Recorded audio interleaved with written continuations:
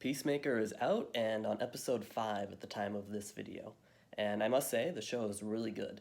So in this series, I'm going to break down the superheroes and villains featured on the show and talk about how they fight and how effective their combat abilities are.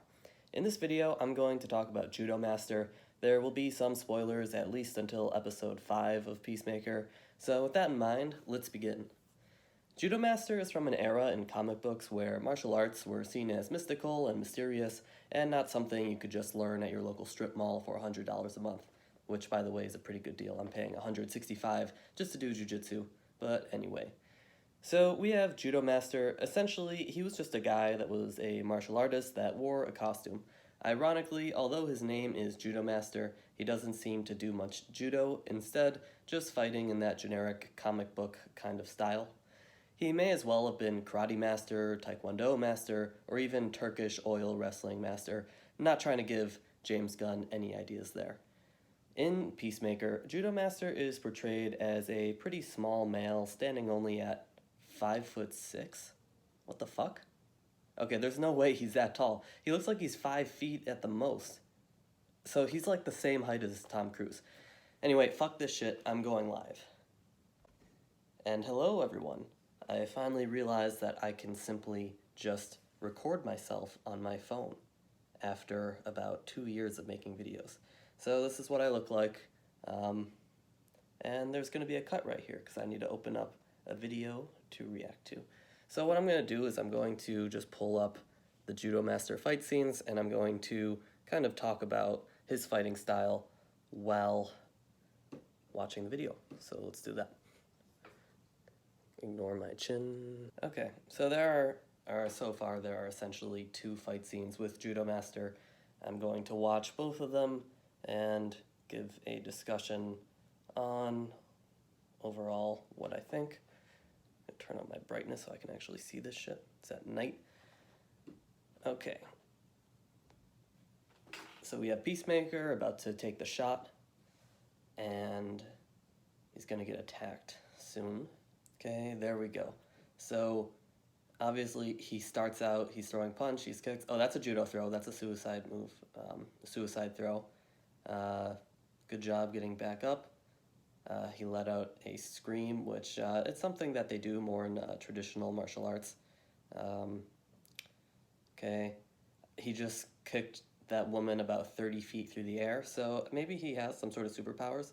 So, let me just pause there. So in Peacemaker, there are these butterflies, and spoilers, they crawl on your head and they control your body. I think they don't actually give you superpowers. I think they can just kind of maximize the use of the human body. You know, we can only use a certain percentage of our muscle mass before we start, destroying and doing permanent damage. So our brain-body connection naturally inhibits us at a certain level. I'm not a scientist or anything. This is just something that I've probably read in a YouTube comment at some point. But yeah, so that's my theory.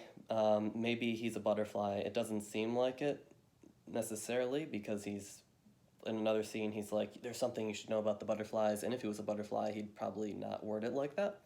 But as you can see, he's not doing much judo so far. He's throwing some kicks. I mean, he did kick a woman about 30 feet. But the thing is, if you kick someone that hard, their head is going to fly off. Like, come on. All right. Kicks her 30 feet. She's rolling down the hill. Okay. Kick to the shin. Muay Thai elbow. See, another judo throw. Yeah, I mean, that's not really like a judo throw. So he is capable of shooting guns. Let's see. How's this guy 5'6"? He looks so short. Okay, so that's a move that, you see everyone do in, like, the Marvel movies. For some reason, they're obsessed with that. They go to throw someone, and you wrap your legs around their head, and then you kind of, like, roll, and it turns into a throw. I don't think that would necessarily work too well in real life. I mean, you're holding someone's head by your thighs, and you're using your momentum to throw them. It's not very ergonomic, necessarily. And if you ever try to triangle choke someone, for instance, and you don't have that arm in, it's just not going to happen. It's hard to hold someone in your thighs just by holding the head. All right. Let's see. So Vigilante's trying to stab him. He's using 2 knives. He got some good kicks. And a little bit of capoeira kick, maybe. So he just got punched off his feet.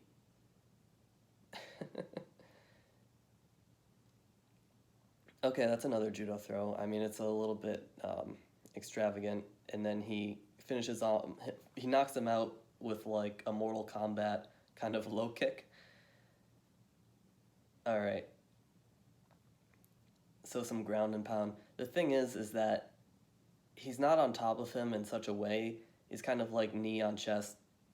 In jiu-jitsu, this happens sometimes. It's actually not that hard to get someone off of you, especially if they're not that heavy. Really, you can just kind of bridge up with your hips, and you can just turn your body, grab anything, and you can just roll. So it's, you know, it's, I mean, it's not the most realistic fight scene. He gets punched in the face by a guy who's like 100 pounds heavier than him, and then he just, you know, keeps going, which can happen. But, you know, I would say kicking someone 30 feet through the air, you'd probably kick their head off first. But, you know, let's move on. Let's see the second fight scene. All right, so now we're going to watch the fight scene in the parking lot. So far, I mean, I read some of the comments on these videos. They say something like, oh, there's no judo. There was maybe like a little bit of judo, but it's not super clean. It's not necessarily, you know, what you see in like Olympic judo matches, or I don't know, the kind of stuff that I would learn in Brazilian Jiu-Jitsu. But I mean, what is judo? It's grabbing someone and tossing them on their head, which he did about 3 times. I'd say maybe 2 of those moves were actually real, starting out with that, I think it's called a suicide throw. I'm sure there's a Japanese name for it. And then doing that other more traditional, I think it was, I'm really bad with the names, but it looked like a more traditional throw.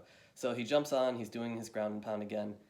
Okay, so he's sweeped, he's stopping the punch.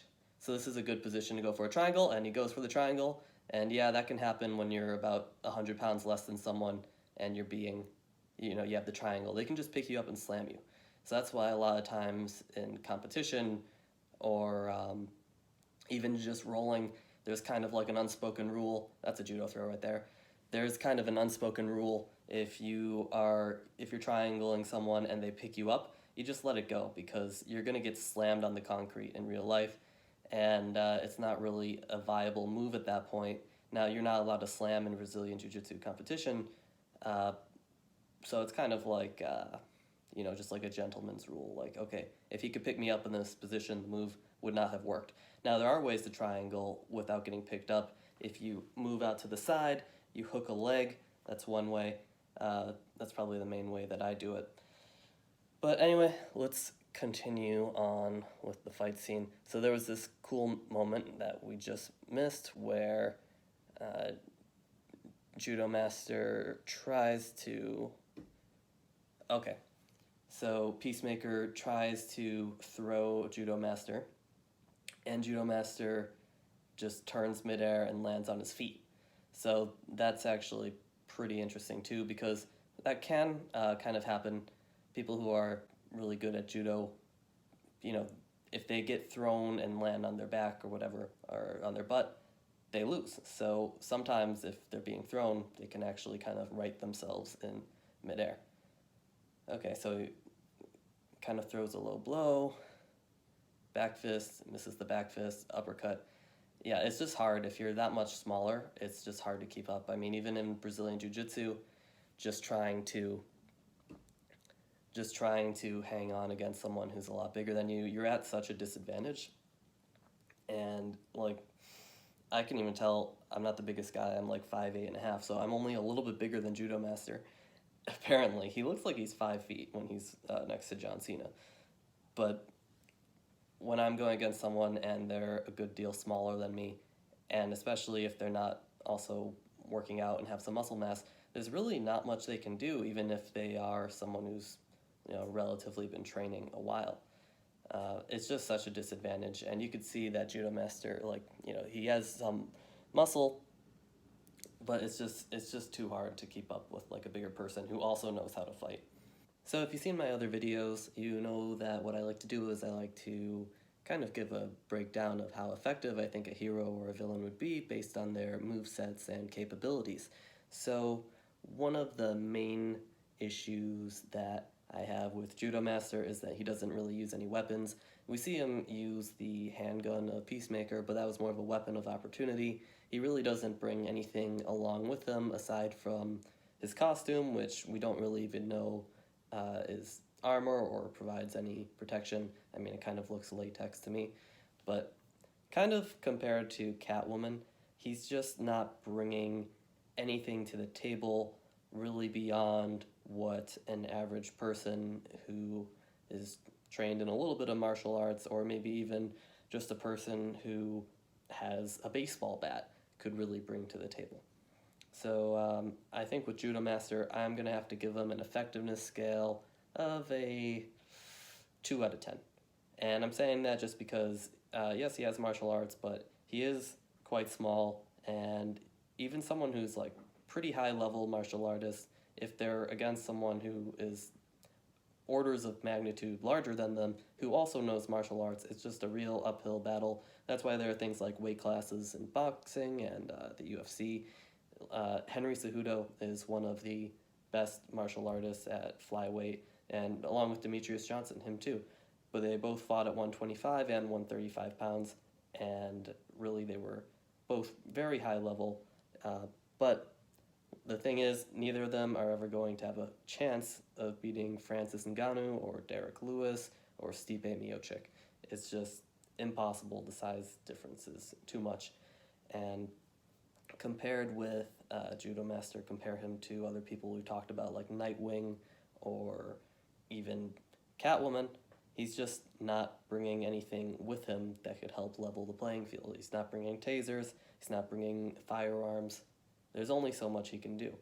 Now, he can sneak attack like he does in the show, but even then, I think if he's fighting two people who have weapons, his odds aren't great, even if he is the better martial artist. So overall, yep, I'm going to give him a 2 out of 10 on my scale. And that's going to be the end of the video. Thanks for watching. Alright, I'll see you guys next time.